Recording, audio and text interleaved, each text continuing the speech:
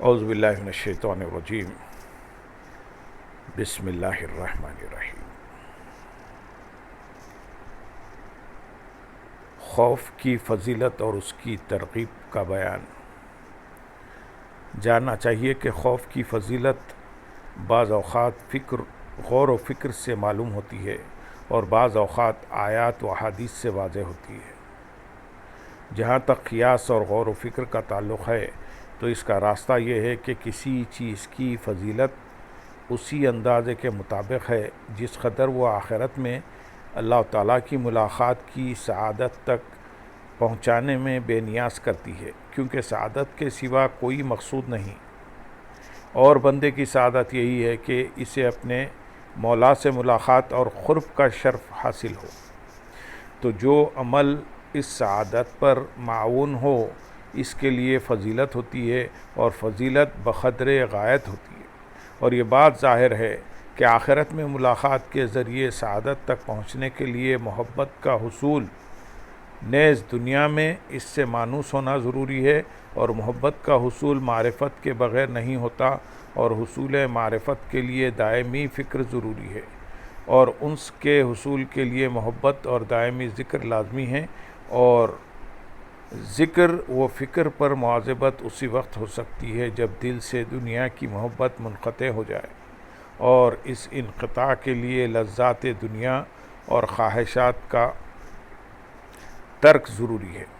شہوت والے کاموں کو اسی وقت چھوڑنا ممکن ہے جب خواہشات کے خلاخامہ کیا جائے، اور جس قدر شہوت کا خاتمہ خوف کی آگ سے ہوتا ہے کسی دوسری چیز کے ذریعے نہیں ہوتا، پس خوف شہوات کو جلانے والی آگ ہے، اور وہ جس قدر شہوات کو جلاتا ہے اسی قدر اس کی فضیلت ہوتی ہے۔ اسی طرح جس قدر وہ گناہوں سے روکتا اور عبادات کی رغبت پیدا کرتا ہے اسی قدر اس کی فضیلت ہوتی ہے، اور یہ خوف کے درجات سے مختلف ہوتی ہے جیسا کہ پہلے بیان ہوا۔ اور خوف میں فضیلت کیوں نہ ہوگی جبکہ اس کے ذریعے عفت، ورع،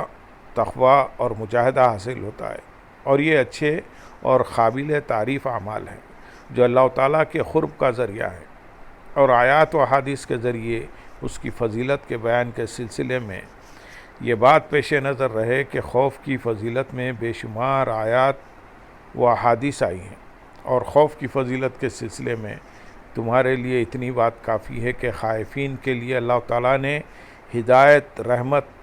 علم اور رضوان کو جمع فرمایا، اور یہ تمام امور اہل جنت کے مقامات کو جمع کرتے ہیں۔ قرآن مجید سورت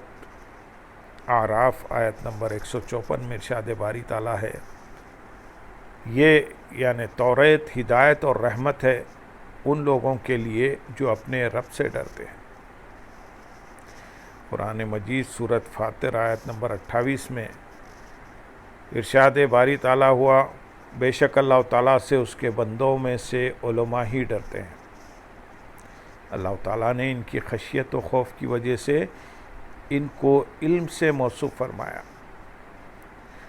قرآن مجید سورت البینہ آیت نمبر 8 میں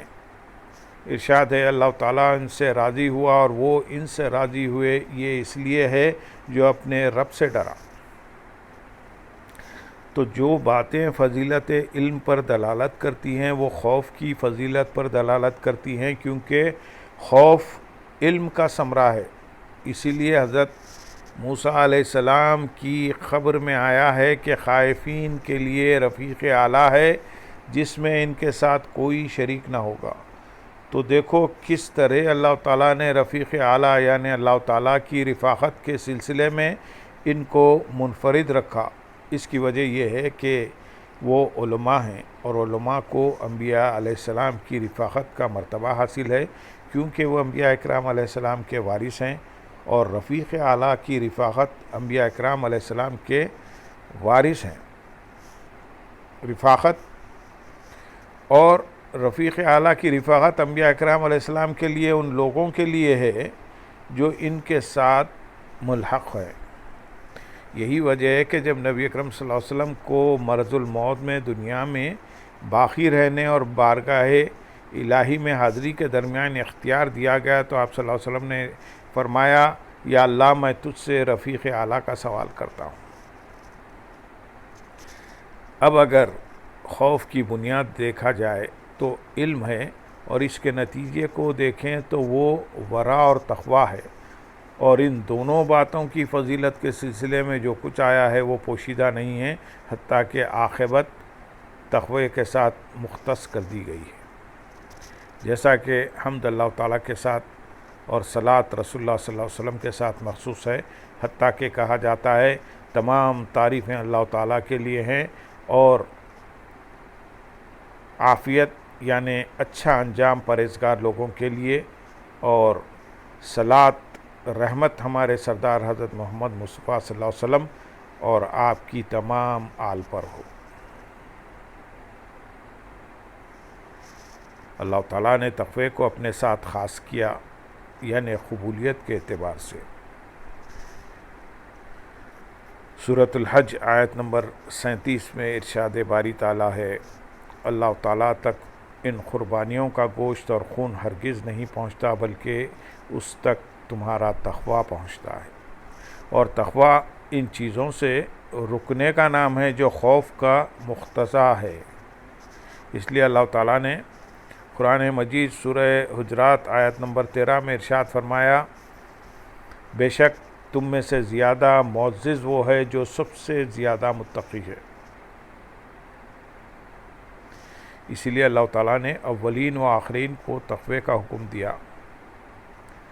اور ارشاد فرمایا سورۃ نساء آیت نمبر 131 میں، اور بے شک ہم نے ان لوگوں کو جو تم سے پہلے گزر گئے اور تمہیں بھی حکم دیا کہ اللہ تعالیٰ سے ڈرو۔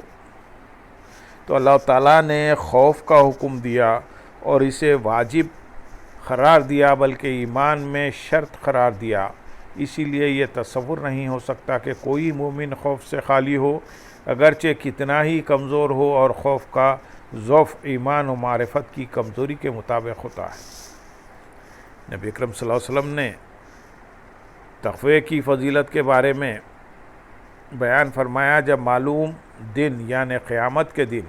اللہ تعالیٰ پہلوں اور پچھلوں کو جمع کرے گا تو اس وقت ان کو ایک آواز آئے گی جسے ان کے دور والے بھی اسی طرح سنیں گے جس طرح قریب والے سنیں گے۔ اللہ تعالیٰ فرمائے گا، اے لوگو،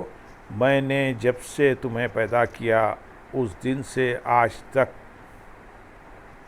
میں تمہاری باتیں سنتا رہا،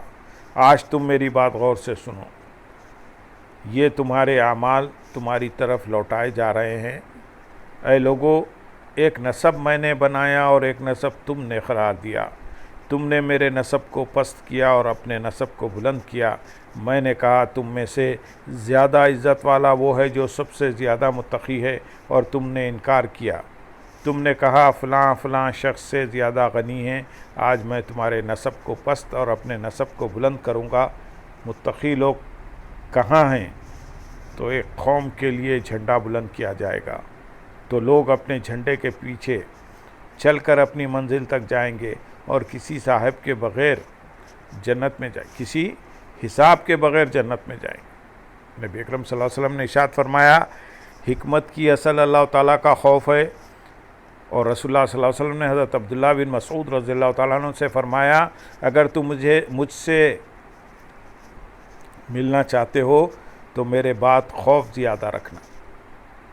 حضرت فضیل رحمۃ اللہ علیہ فرماتے ہیں، جو شخص اللہ تعالیٰ سے ڈرتا ہے تو یہ خوف